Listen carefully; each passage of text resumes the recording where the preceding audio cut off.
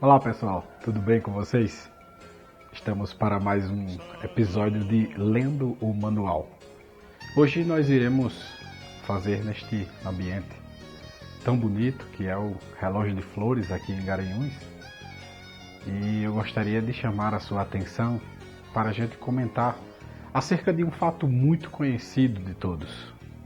Pelo fato de ser tão demonstrado em várias épocas do ano, principalmente como é a Semana Santa, nós iremos falar hoje sobre Judas Iscariotes, o traidor do Senhor.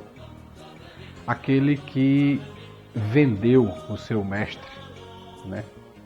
E acerca disso que nós iremos tratar hoje. Judas Iscariotes estava na ceia, na última ceia que o Senhor fez no cenáculo, e eles estavam ali comendo. Judas Iscariotes estava comendo a última ceia com os seus companheiros, os outros apóstolos, e o Senhor, na última ceia que antecedia a Páscoa e certamente a morte de Cristo. E nesta ceia o Senhor revela que algum deles iria trair. E eles perguntam: mas Senhor, quem vai trair o Senhor? E ele disse: quem pegar o pão molhado. E o Senhor molha e dá o pão a Judas. E o manual diz que nesse momento Judas sai da presença deles e vai vender o Senhor.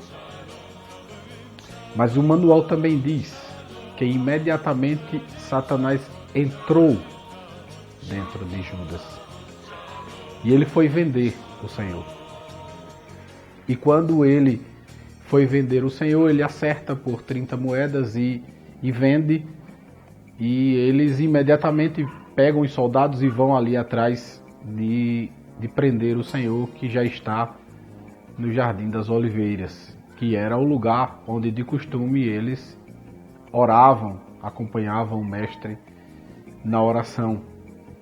E o que é interessante nisso é a questão entre informação e conhecimento. Existe uma distinção entre um e outro, existe uma diferença entre um e outro. Todos os 12 apóstolos estavam sempre com o Senhor, sempre caminhando com ele. E Judas era um daqueles que não procurava muito saber acerca das minúcias, dos detalhes de tudo o que estava acontecendo. Ele apenas sabia que Jesus era o Messias, que Jesus era o libertador de Israel, que Jesus era o rei de Israel. E isso era a informação que Judas tinha. E o que foi que Judas foi fazer, na verdade, nessa traição? Judas foi com o intuito de antecipar os fatos que ele acreditavam que seria a verdade, por conta de apenas ter informação, ele não ter conhecimento pleno da causa. Judas tinha no coração que Jesus tinha vindo para desembainhar uma espada, para lutar contra os romanos, estabelecer novamente o reino físico em Israel. Era essa a informação que permeava as ideias de Judas, mas não era essa a verdade. Então Judas foi vender Jesus justamente para que fossem antecipados os fatos. Ele já não aguentava mais viver naquela vidinha difícil, complicada, com poucas coisas. Ele já não aguentava mais. O que ele queria mesmo era ver Israel livre, eles poderem estar livres e estarem do lado do rei, passando bem. Mas ele se enganou. E no engano, na falta de conhecimento, ele vendeu Jesus. E a falta de conhecimento era tamanha que ele terminou se arrependendo do que fez, porque viu que não iria acontecer o que ele pensava que iria acontecer. Jesus foi preso, não levantou espada nenhuma, não lutou contra os romanos, foi preso, açoitado, enfim, o que todos sabem, foi morto. E diante disso, ele se arrependeu de ter feito, porque ele viu que aquilo que ele tinha feito não era a verdade, não tinha nada a ver com a verdade. E ele não tinha tanto conhecimento da causa que ele terminou se matando. Ele não tinha conhecimento de que não importava se ele tinha traído o Senhor perdoaria se ele se arrependesse e voltasse para o Senhor. Porque aconteceu um fato semelhante com Pedro. O Senhor olhou para Pedro e disse: ainda hoje me negarás 3 vezes. E após dizer isso, ele diz: não, Senhor, eu vou até a morte contigo. E aquele negócio todo. Mas o manual mostra que após Jesus ser levado, Pedro nega Jesus 3 vezes. E Jesus disse: antes que o galo cante. Como é interessante esse texto. Antes que o galo cante. E eu digo a você, nesse exato momento que me assiste, que o galo não cantou. Literalmente, galo não cantou. Mas como assim? Em Jerusalém não podia ter galo animal. Não podia, porque ele era impuro para os judeus. E não existia galo em Jerusalém. Então o galo não poderia cantar, porque não tinha galo. Mas o Senhor não falou. Mas é aí onde nós precisamos conhecer mais, porque o que nós devemos entender é que este manual ele foi escrito em grego, hebraico e aramaico. E nós temos uma diferença de idioma, nós temos uma diferença de cultura e precisa de detalhes, precisa conhecer os detalhes para que a gente não possa ficar no superficial. E o que realmente aconteceu foi a vigília do cantar do galo ser tocada. Era uma trombeta que os romanos tocavam em toda a vigília, que no caso a vigília do cantar do galo era às 3 da manhã. Mas como era um período festivo, eles abriam uma exceção e aí os romanos tocavam na abertura da vigília, que era à meia-noite, na metade da vigília e às 3 horas da manhã, que era na saída da vigília. Então o que na verdade Pedro ouviu foi a trombeta do cantar do galo. Veja que interessante. Isso é conhecimento. É buscar algo mais acerca das verdades desse manual que é tão cheio de detalhes, tão cheio de maravilhas. Mas eu chamo a atenção disso porque Pedro tinha conhecimento do Senhor. É tanto que ele não fez a mesma coisa que Judas. Judas foi lá e se matou. Ele não solucionou o problema dele. O destino de Judas era inferno.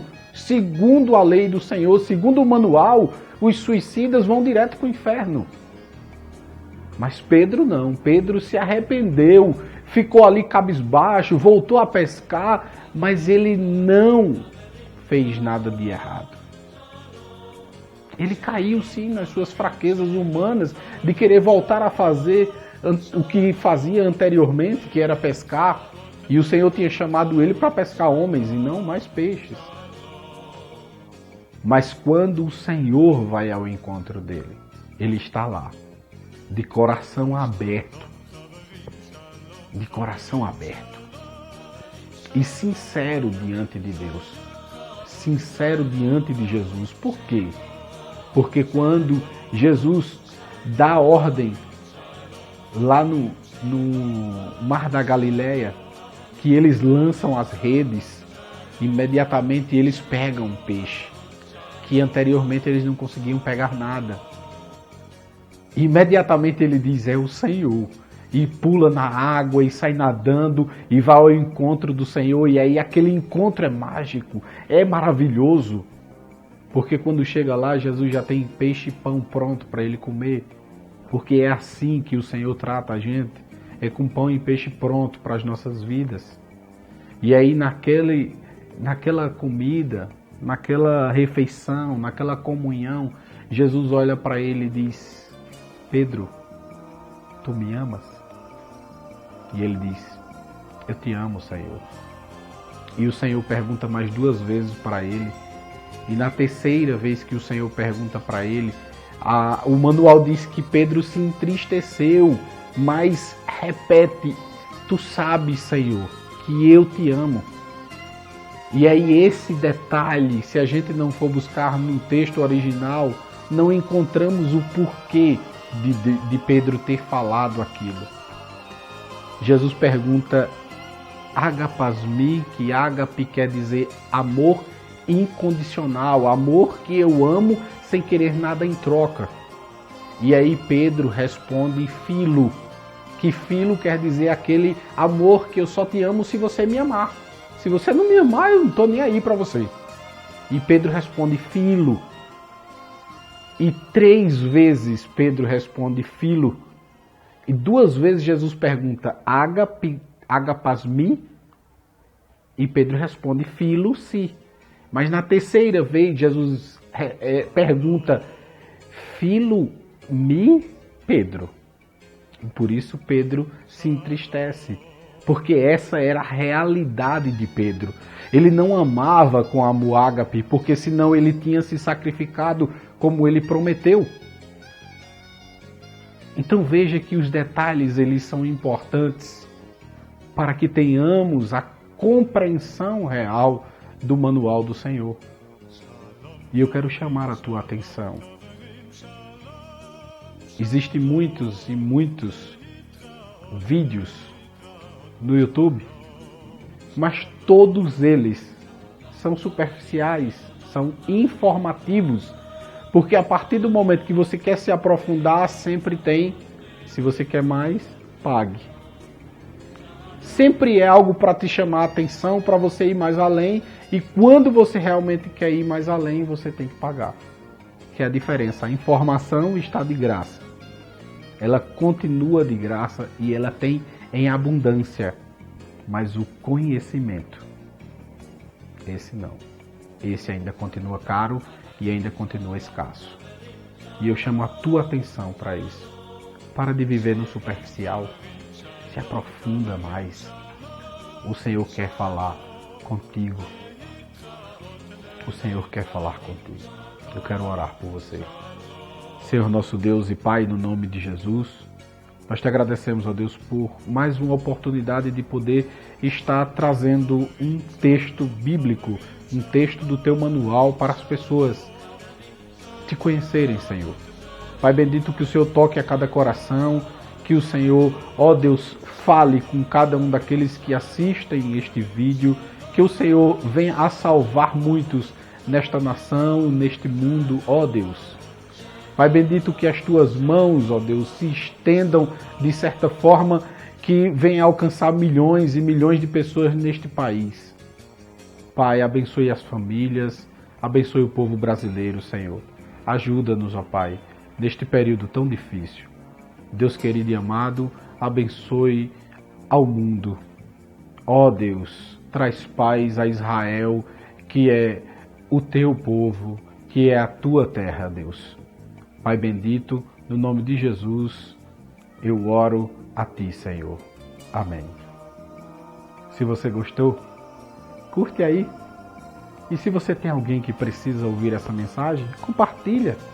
Ou mesmo pegue o link, se você estiver assistindo no Face, e compartilha com as pessoas, para que a mensagem do Senhor vá mais longe e que o nome dele seja glorificado. Que Deus abençoe.